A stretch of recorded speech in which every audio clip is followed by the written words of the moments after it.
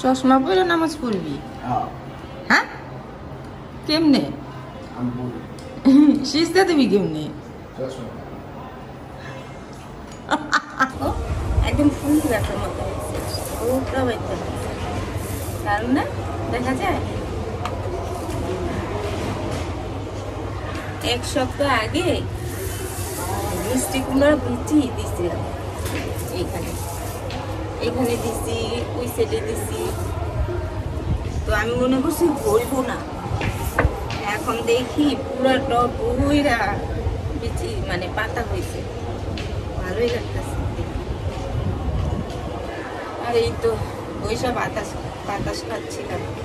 নামাজের সময় হয়েছে, ইসলাম গেল নামাজে। আপনার ভাই এখনো বের হয়নি, যাবো রান্নাঘরে। আজকে রান্না হালকা পোলাও রান্না করবো।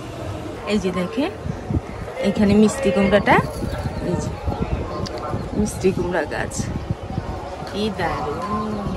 যেখানে যেখানে বিচি পড়ছে হইতেছে। আর এই যে এটার কথা বলছি, কি সুন্দর, একদম ফুলের মতো হয়েছে না?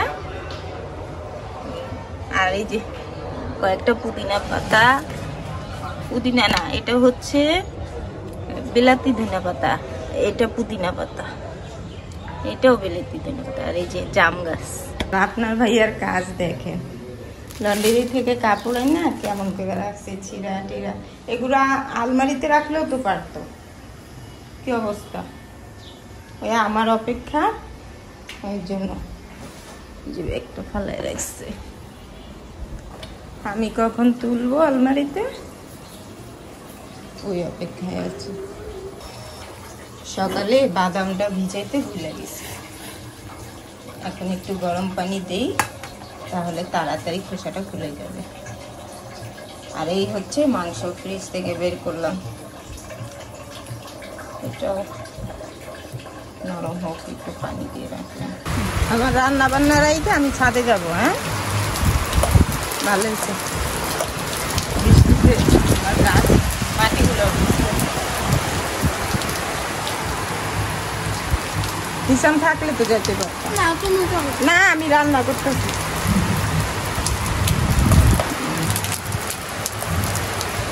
কি দারুণ মিষ্টি! যদি রান্নার পর হয় তাহলে যাব, আর যদি হয় এখনই সব। এখানে বাদাম, কিশমিশ আর খেজুর, এটা জুস করে নিই। এখন দিলাম কলা।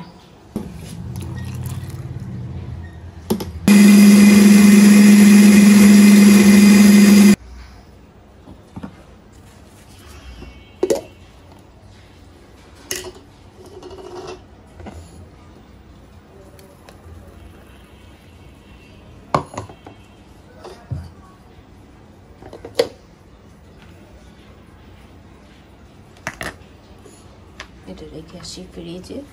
বাদামগুলা খোসা খুলতে দিলাম, ওই যে দেখেন এখনো কিছুই করে না। আর জানলা বন্ধ খুলো, বৃষ্টি তো শেষ, অন্ধকার করে রাখছো। কি বৃষ্টি হলো? হ্যাঁ, 1 মিনিটও হলো না, রাস্তাঘাট আরো প্যাক প্যাক করে দিয়ে গেল, ঘর বাড়ি অন্ধকার। আমি বিরিয়ানি বানালেই আর পিকে দিয়ে ই করি, বাদামের খোসা খুলে নিই, কাজ করে খাবে। হ্যাঁ আম্মু, মন খারাপ? ওই যে ছাদে নেই তো, গোসল করতে যাইতে চাইছে বৃষ্টিতে। তাহলে কিসের জন্য বলো, বলো বলো বলো। ওই যে বলছি যে হিসাম ছোটবেলায় কত কাজ করতো, তোমার সমান থাকতে অনেক কাজ করতো, ওইটাই ও রাগ করছে। মানে হিসামের সুনাম শুনতে চায় না। আমি মনে হয় কাজ করে দিই না, দেও তো, হিসামও করতো।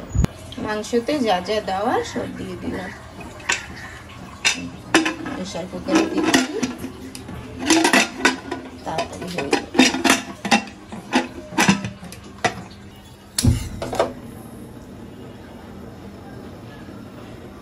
এখানে 1 কেজি চাল, এটা পুরোটাই দিব।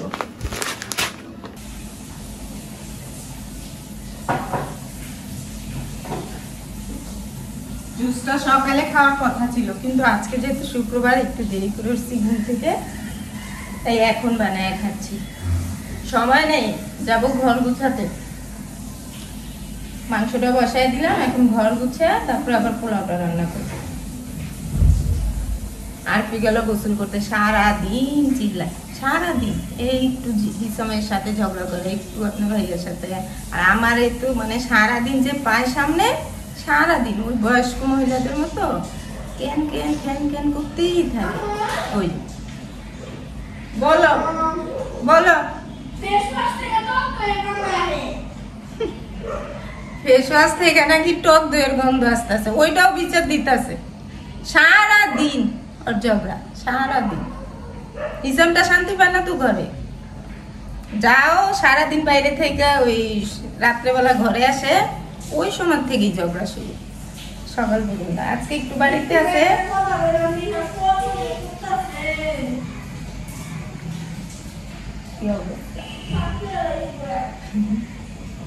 বলে পাপ করছে। চলুন ঘর গুছাই।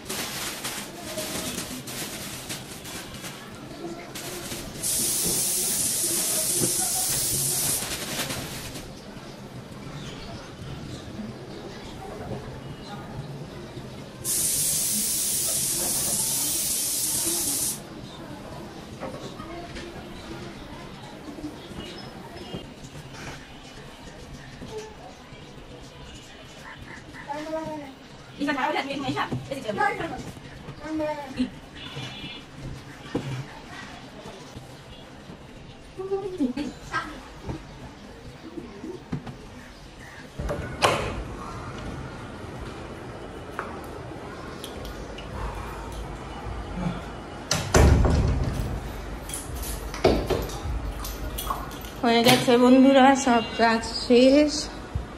এই তো ঘর গুছানো শেষ। আজকে এই ফ্রিজের উপরে খাবারটা ধুয়ে দিলাম, ময়লা হয়েছিল। এই ঘরও গুছানো শেষ। আর তখন কি রোদ ছিল যখন কাপড়গুলো দিলাম, এখন আবার অন্ধকার হয়ে গেছে। ও আর ফির স্কুল ব্যাগটাও ধুলাম। ওদের যেহেতু পরীক্ষা চলছে স্কুলে, তো এখন তো আর ব্যাগ নেওয়ার প্রয়োজন নাই, বই খাতার প্রয়োজন নাই, তাই চিন্তা করলাম ব্যাগটা ধুয়ে দিই, ময়লা হয়েছে। আর ফি খাবার নিয়ে বসছে। হিসাব মাত্র আসলো। কেমন হয়েছে মা? রান্নাঘরটাও দেখে এই হয়ে গেছে। চলো খাবার খেতে বসবো। আর পিয়ার হিসাব খাওয়া হয়েছে। এই তো তখন কারেন্ট চলে গেছিল তো ঠিক মতো দেখাইতে পারিনি। দারুণ।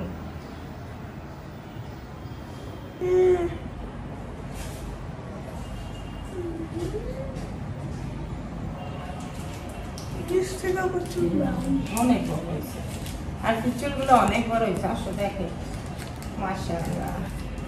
ওর সময় যদি আমার চুলগুলো থাকতো, এইখানে এসে পড়ছে, কত বড়।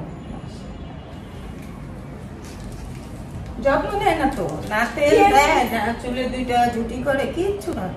ওই আমি সারাদিন বকা দিতে দিতে রাত্রেবেলা একটু ছাইরে একটা বেনা ফেলি, না তেল দিতে চায় না বেনি করতে চায়।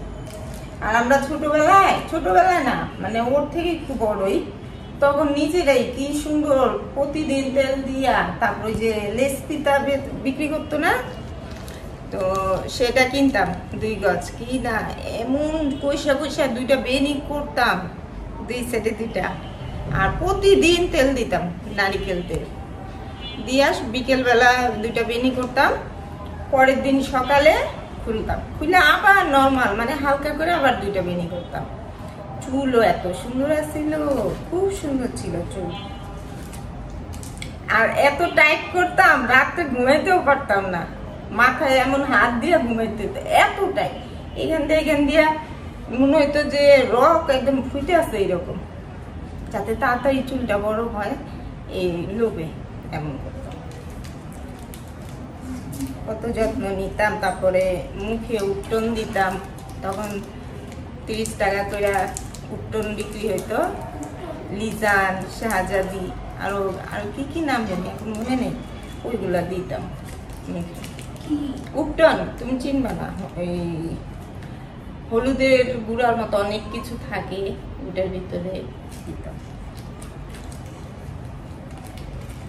এখন তো সংসারের কাজের জন্য কিছুই করতে পারি না, আর এখন এই চুলে তেল দিই না, চুলে তেল দিলেই কেমন জানি মুখটা একটু তেল কেষ্ট হয়ে থাকে, তো তাই ওই ভয়ে চুলে তেল দিই না, তাই চুল টুল পইরে একদম খালি, মাথা খালি। ও আর এই যে এতক্ষণ ধরে এই মিমিটা খুলতেছিলাম, মিমি খাবো। ঠিক আছে, আপনার ভাইয়া বিকেলে ফোন দিছে যে নাস্তা কি আনবো, তা আমি বললাম যে আজকে নাস্তার দরকার নাই, ওরা তো এমনি দিন রাত্রে ভাত খায় না, ওই যা নাস্তা আনে সন্ধ্যায় ওইটাই খায়, ওইটা খেয়ে পেট ভরে যায়, রাত্রে আর ভাত খায় না। তো আজকে যেহেতু পোলাও রান্না করছি, আজকে খাইবো, আজকে 2 ভাই বোনও খাইবো, আপনার ভাইয়াও খাইবো।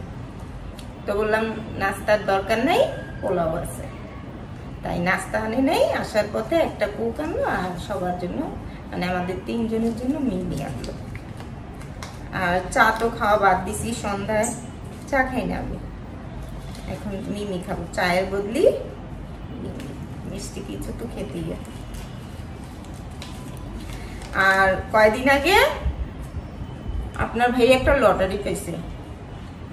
কেমন লটারি বলি, ওই যে মার্কেটের গেটের সামনে দেখবেন দাঁড়ায় থাকে, হাতে কতগুলা কাগজ নিয়ে, যেই মার্কেটিং করে বের হয় একটা করে হাতে দেয়, বা ঢুকার সময় ওইগুলা পাইছে। তো লটারিতে অনেকে এই লটারিটা পায়, আমি অনেকের মুখে শুনছি যে এই লটারিটা পাইছে। আপনার ভাইয়া বলতেছে লটারি পাইছে, বললাম কি, বলে এই যে কোনো দেশে ঘুরতে যাওয়া যাইব, বাংলাদেশে যেমন সিলেট, চিটাগাং, কক্সবাজার এগুলা, আর বাইরের দেশে যদি আমাদের পাসপোর্ট থাকে, ভিসা থাকে, তাহলে মালয়েশিয়া, আর কি থাইল্যান্ড, আরেকটা জানি কি বললো, যে কোনো 3টা চলে যায়। পরে হিসাব আর কি শুনলো, ওরা বলতেছে না যাও না। পরে যদি আমরা কোনো একটা বিপদ আপদে পড়ে যাই তখন কি হবো, আর আমরা চিনি না জানি না, সবাই তো আর এক না, হইতে পারে মানে ওনারা হইতে পারে ভালো, কিন্তু আমরা তো চিনি না, কার উপরে ভরসা করে কই যায় বিপদে পড়ি, ঠিক আছে। আর দিনকালও তো ভালো না, আর আমাদের পরিচিত এমন কেউ জানাশোনা নাই যে হ্যাঁ এইরকম লটারি পেয়ে গেছে, ঘুরেও আসছে। আপনার ভাইয়ারও পরিচিত কয়েকজন পাইছে এই লটারি, ওনারাও বলতেছে না আমরাও যাব না। হিসাম বলতেছে, হিসাম আগেই বলছে যে যাও না, আমরা আচ্ছা ঘুরতে যাওয়া মানে ঘুরতে গেলে শুধু কি জানি হোটেল রুমটা আর সকালে শুধু নাস্তাটা এইটাই মনে হয় ফ্রি। আর গাড়ি ভাড়া, তারপরে মানে আওয়া যাওয়া যে গাড়ি ভাড়া, তারপরে দুপুরে রাত্রে যে খাওয়া, আর জানি কি, আর যেমন ধরেন কোনো একটা জায়গায় গেলে টিকিট লাগে না, বা কিছু মার্কেটিং করলাম, ওইটাও সব খরচ আমাদের, শুধু রুম ভাড়া আর ইটা সকালের নাস্তাটা মনে হয় ফ্রি। এই রুম ভাড়া আর না সকালের নাস্তার জন্য এত বড় রিস্ক নেওয়ার দরকার আছে? তো হিসাব বলতে আছে যে দরকার নেই, আমরা যদি গাড়ি ভাড়া সবই দেই তাহলে রুম ভাড়াও তো আমরাই দিতে পারবো, তাহলে আর ওনাদের এই লটারিতে যা লাভ কি? আমরা যখন সময় পাবো তো। ও আবার 1 বছরের মেয়াদও আছে, মানে 1 বছরের ভিতরে যদি, মানে 1 বছরের ভিতরে আমরা যে কোনো জায়গায় যাইতে চাইলে নিয়ে যাব। তো আপনার ভাইয়া বলতেছে, আমি বলি না, ওরা যাইতে চায় না, ওরা না গেলে আর কি করে। কি পরীক্ষা রবিবারে? বাংলা। এই হ্যাপি মশা, গুড নাইটটা ধরাম নাই।